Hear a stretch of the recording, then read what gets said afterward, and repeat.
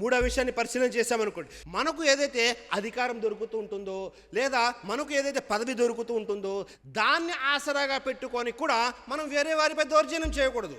మనం సమాజంలో చూస్తుంటాము, అనేక మంది వారికి దొరికినటువంటి అధికారాన్ని పదవులని దుర్వినియోగం చేస్తూ ఉంటారు. దీనికి సంబంధించి పరిశీలన చేశామనుకోండి, ప్రవక్త వారి కాలంలో అబూ మసూద్ రజల్లాహు అన్హు వారు ఉన్నారు. ప్రవక్త ముహమ్మద్ వెళ్తున్నారు. అబూ మసూద్ రజల్లాహు అన్హు వారు తన యొక్క బానిస ఎవరైతే ఉన్నారో ఆ బానిసని కొడుతూ ఉన్నారు. వెంటనే ప్రవక్త ముహమ్మద్ వారు వెనక నుంచి పిలిచారు, ఓ అబూ మసూద్ అనగానే అబూ మసూద్ రజల్లాహు అన్హు వారు వెనక్కి తిరిగి చూశారు.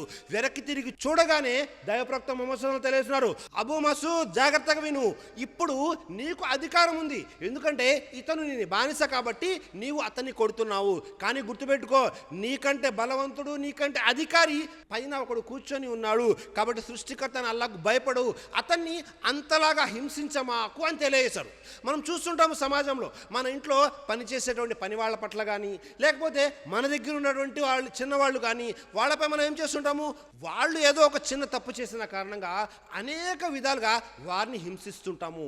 ఎప్పుడైతే దైవప్రవక్త ముహమ్మద్ సల్లల్లాహు అలైహి వసల్లం వారు అబూ మసూద్ రజల్లాహు అన్హు వారికి ఈ విషయం తెలియజేశారో వెంటనే ఆయన, ప్రవక్త ఇదే నా చివరి దెబ్బ ఇతనిపై, మళ్ళీ నేను నా జీవితంలో ఎప్పుడూ కూడా ఇతన్ని కొట్టను అని ప్రవక్త ముహమ్మద్ సల్లల్లాహు అలైహి వసల్లం తెలియజేశారు.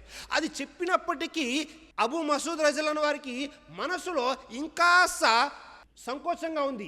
లేదు అని వెంటనే దైవప్రవక్త ముహమ్మద్ సల్లల్లాహు అలైహి వసల్లం వారితో అబూ మసూద్ రజల్లాహు అన్హు ఈ విధంగా తెలుస్తున్నారు, ప్రవక్త మీరు సాక్ష్యంగా ఉండండి, నేను ఇతన్ని కొట్టిన కారణంగా ప్రాయశ్చిత్తం ఏమిటి అంటే నేను ఇతన్ని బానిసత్వం నుండి విముక్తి కలిగిస్తున్నాను, దీనికి మీరు సాక్షిగా ఉండండి అని తెలియజేశారు.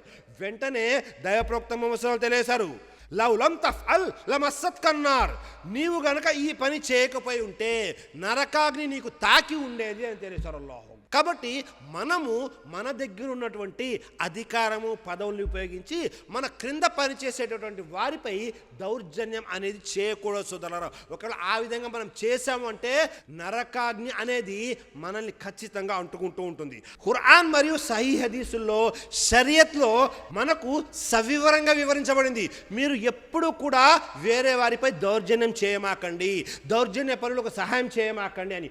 ఒకవేళ మనతో దౌర్జన్యం జరిగిపోతే మనము పశ్చాత్తాపం చెందాలి, ప్రాయశ్చితం చెందాలి.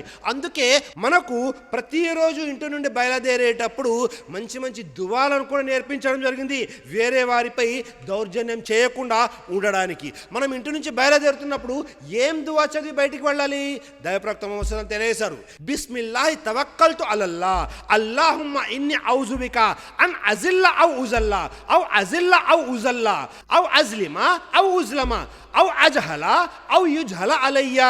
వల్లా నేను నీ శరణు వేడుకుంటున్నాను, నీ యందు నమ్మకం ఉంచుతున్నాను, నేను దారి తప్పిపోకుండా అలాగే దారి తప్పించబడకుండా జారిపోకుండా జారేలా చేయబడకుండా వేరే వారిపై అన్యాయం చేయకుండా మరియు నేను అన్యాయానికి గురి కాకుండా అజ్ఞానిగా ఉండకుండా అజ్ఞానిగా చూడబడకుండా ఉండడానికి నేను నీ శరణు వేడుకుంటున్నాను అల్లాహ్. ఎంత మంచిది చూడండి, మనము వేరే వారిపై దౌర్జన్యం చేయకూడదు, మనపై వేరే వారు దౌర్జన్యం చేసే అవకాశం కూడా ఇవ్వకూడదు సోదరులారా.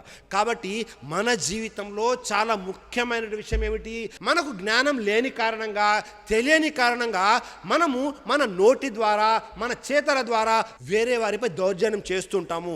అలాంటి దౌర్జన్యం నుండి మిమ్మల్ని మీరు నన్ను నేను కాపాడుకునేటువంటి అవసరము మనందరికీ ఉంది సోదరులారా.